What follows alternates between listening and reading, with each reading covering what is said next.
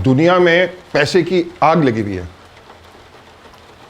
लोग billions of dollar startups में invest कर रहे हैं। हर जगह स्टार्टअप यूनिकॉर्न्स ही यूनिकॉर्न्स हैं, और हम लोग पाकिस्तान में बैठ के निहारी खा रहे हैं, हलीम खा रहे हैं और बिरयानी खा रहे हैं। कुछ करना पड़ेगा, कुछ काम करना पड़ेगा। अच्छा, मैं आपको सट्टेबाजी की तरगीब नहीं दे रहा, मैं आपसे कह रहा हूं हम स्टार्टअप्स बनाने से पहले स्टार्टअप्स में इन्वेस्ट करें।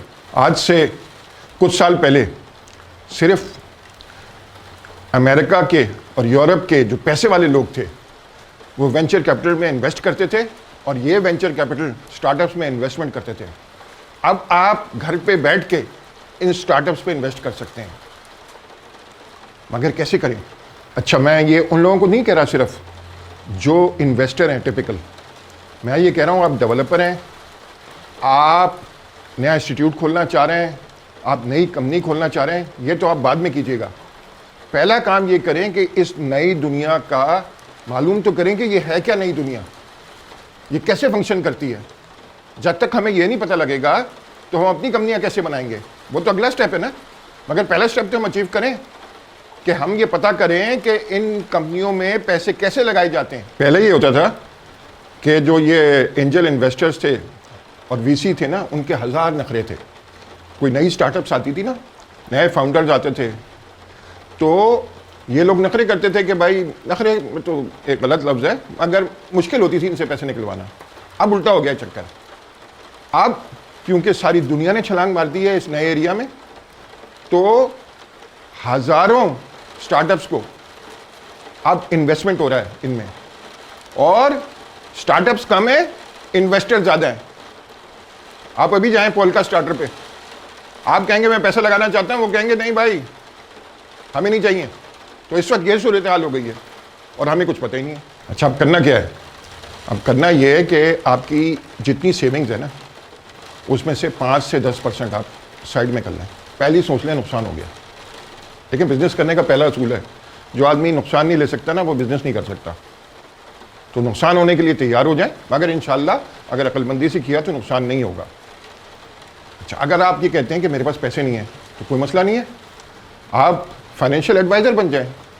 जब ये आपको सब चीज़ें टेक्निकली आएंगी कि कैसे इन्वेस्ट करते हैं, कौन सी कंपनियां अच्छी हैं एंड सो ऑन, जब ये सब नॉलेज आपकी बढ़ेगी, तो मार्केट में ऐसे बेशुमार लोग हैं जिनको कुछ नहीं पता, कख नहीं पता। आपने उनका फाइनेंशियल एडवाइज़र बनना है। आपके रिश्तेदार ही इतने होंगे, और सबसे आइडियल तो केस ये है कि अपने ससुर से ही आप लोन ले लें।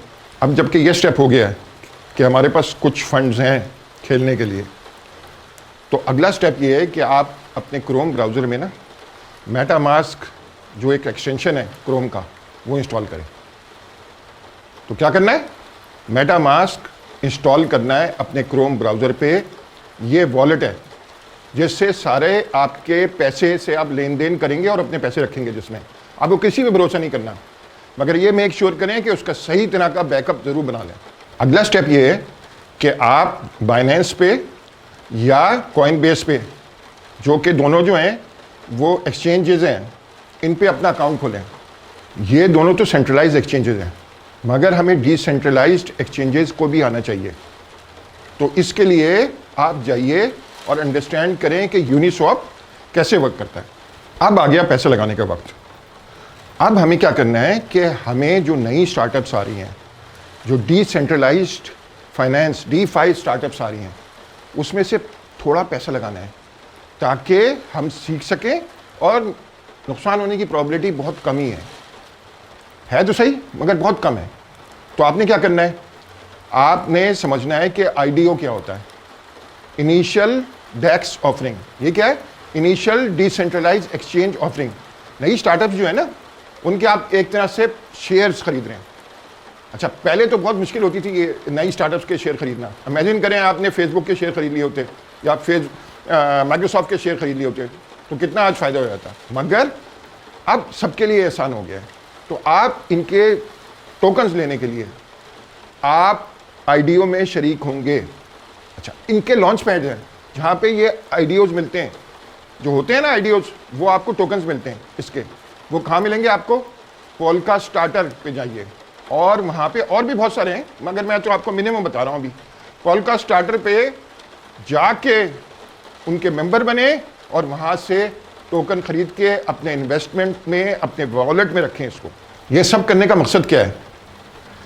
हलाल पैसा कमाना तो है, इसमें लॉस भी हो सकता है, प्रॉफिट भी हो सकता है, मगर उससे ज़्यादा इस नई दुनिया में ये आपका पहला कदम होगा इंशाअल्लाह। Thank you so much.